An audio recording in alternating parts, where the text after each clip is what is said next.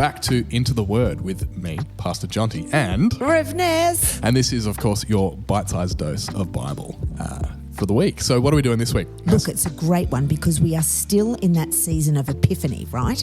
These are these bite-sized grabs in the lectionary post-Christmas that actually talk about moments in the Bible where Jesus reveals himself to people. And so this week we are looking at John 1, 43 to 51. And it's the beautiful story about these two dudes, Philip and Nathaniel. Take it away, Jonty. So this is from John chapter 1, verses 43 to 51. The next day, Jesus decided to leave for Galilee. Finding Philip, he said to him, "Follow me." Philip, like Andrew and Peter, was from the town of Bethsaida. Philip found Nathanael and told him, "We have found the one Moses wrote about in the law and about whom the prophets also wrote, Jesus of Nazareth, the son of Joseph."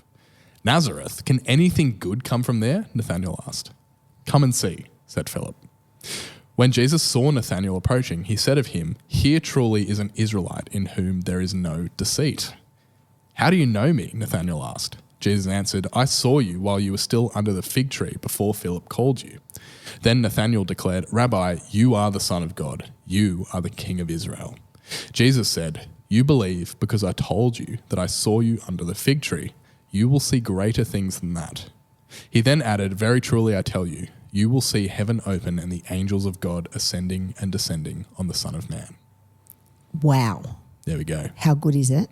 So is there any more context you want to fill us in on before we dive in? Sure. Okay, so I think we've got a story where Jesus has been baptized. He's starting to gather his tribe together and he's getting the boys together. He's got Philip in tow, and Philip's being a disciple, and Philip's reaching out to one of his mates.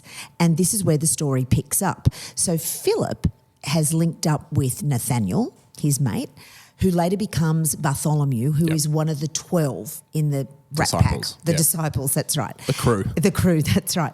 And Nathanael is under the fig tree having a chill. We don't really know what's going on under the fig tree, but some theologians will tell you that ancients would sit under the fig tree and pray. So we often think that some prayerful encounter was happening between Nathanael and God in that moment. Maybe Nathanael was crying out to God. Maybe Nathanael was repenting to God. We're not exactly sure. But what we do know is a couple of things, and I love the red writing. Anytime where Jesus speaks in the Bible is written in red. And there's a couple of key moments, and I think it's when Philip goes up to his mate and says, "Hey, mate," this is the Bible according to Ness, by the way. "Hey, mate, I've met this really cool dude. He's a rabbi from Nazareth." And Philip says, "Buddy, nothing good comes out of Nazareth. You've got to be kidding, mate. Why am I going to want to have a beer with a dude from Nazareth? This is just not a vibe." And Philip doesn't get all narky with Nazareth and try to do the big shove Jesus down Philip's throat. He just lets Philip sit in his judgy thinking about Jesus, and all that Philip says is, "Well, mate, dude, why don't you just come and see?" He doesn't try and explain Jesus away. Doesn't try and sell him to him. No. As many Christians try to do to their unchristian mates, right? Yeah. But Philip just is cool and calm and simply says, see him kind of chuckling and going, "Mate, dude, just come and see," right? Because he knows that Jesus is going to do the next piece, right? Yeah. So Nathanael's sort of going, "Oh, dude, nothing good comes out of that place." Very judgy. And then this is gold, this next piece. So cut to the next scene. We have Jesus coming towards Philip and Nathanael, and Jesus says some words. He says, word according to Ness, the Bible according to Ness, here comes a man with no deceit. Yeah. Right? An Israelite with no deceit. Yes. Yeah. And it's almost like he flips that. He uses where he's from specifically because he probably knows he's just taken the piss out of Nazareth. Yeah, exactly. Yeah.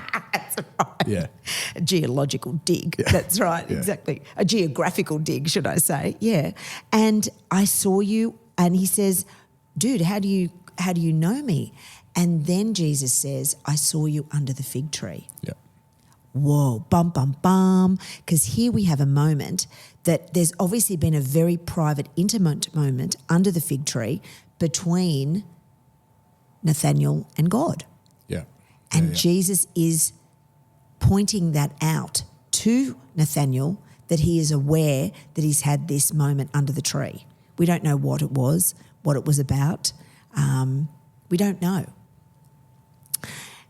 And in that moment, Nathanael recognises the divinity before him. Yeah. It's this revelation, hence why it's in this Epiphany season. Yeah. Because Jesus again reveals his true self to this man, and then Nathanael becomes one of the followers and one of the great key disciples in the story, which leads to the church being birthed today. Yeah. So it's a power passage. What do you reckon? Well, I mean, because it's related, I might just give you something else that I found, because it's related to this, and then I'll give you my thoughts, because what this person's pointing out, and again, there'll be a link below if you want to read the whole article, is that this is one of a number of occurrences in the Gospels where people encounter Jesus and are completely changed as a result. So if you think of the Canaanite woman, the Roman centurion, the Zacchaeus, the woman at the well, all of these examples, even like later in Acts when we see Saul on the road to Damascus, that radically powerful experience of encountering Jesus or encountering the divine. But the important thing is that it's always person to person. It's always intimate. It's always a personal encounter with Jesus. The thing that stuck out to me and I found really challenging, probably for as long as I've been an adult, is, and I resonate with this feeling of like, oh, Nazareth, nothing good comes out of Nazareth, is how often I fall into the trap of judging other Christians based on preconceived ideas I have about whether it's the denomination or the culture or the country. Like, I don't know, I'm not, I can't think of any specific examples, but I'm sure that there are, and there are a number where you kind of go, you fall into the trap of going, you have these preconceived ideas of what people who are other to you, what they all must be like this, and therefore I have this like judgy preconceived idea about them, and being challenged by that and kind of going, no, we're all just people. And going back to that other idea of like, unless you actually have a personal interaction with them, a person-to-person, an intimate relationship with someone, you're never actually going to get the real deal of who they are. And I think that's I find that deeply challenging, because I so often fall into that trap of judging other Christians. And not intentionally, I just have this almost back of the brain, I'm hardwired to do it, because we have these tribal ideas of, are you this type of Christian or are you another? Yeah. I've got a geography story. Rob is from Kentucky. Yeah. And I was really proud of saying, oh, my husband's from Kentucky. My husband's from Kentucky. Oh, my husband's from the South. He's from, south of the Mason-Dixon line. We'd talk that from Kentucky. And Rob would say, can you stop telling people I'm from Kentucky? And just tell them you met me in San Diego. I say, why, Rob? He said, because people they judge Kentucky a little bit like Nazareth, that only dumb people come out of Kentucky. Nothing smart comes out of Kentucky. They're all a bit country hick out of Kentucky. Yeah. I thought, oh, that's BS, Rob. I'm not going to do that. You're from Kentucky and you've got a PhD from Sydney Uni, mate. What does Rob do for a job? Yeah, that's right. Come on. But we do it though, don't we? Yeah, exactly. It's that, that old adage, don't judge a book by its cover. Yeah. I suppose there's one of the applications I would certainly have for today. I think the other application I would certainly have is, as Christians, we are just a conduit to Jesus. Yes. For maybe non-believers in your life. We don't have to go and shove Jesus from Nazareth down anybody's throats. Let Jesus do the transformation. We just be the conduit and lead the way. Lead the way by example and by guiding and loving, and let God do the revelation in God's time. I love that he just says, come and see. Yeah. It's that invitation. Just come and check it out. Isn't it? Yeah. There's nothing I need to do to sell it to you. No. Just come and check it out. Yeah. And he has a whammy, mate. It's gold, isn't it? Yeah. It's just such a sucked in. I told you so, brother. So again, every week we'll remind you, have a think for yourself. The scripture is a living document, and these are just some ideas that we've had and what some other people have thought as well. I really, really encourage you to have a think and come up with your own interpretation. And if you come up with something cool, you want to share it with us? Please share it with us. Feel free. But this was another week of Into the Word with me, Jonty. And this. We'll see you next time.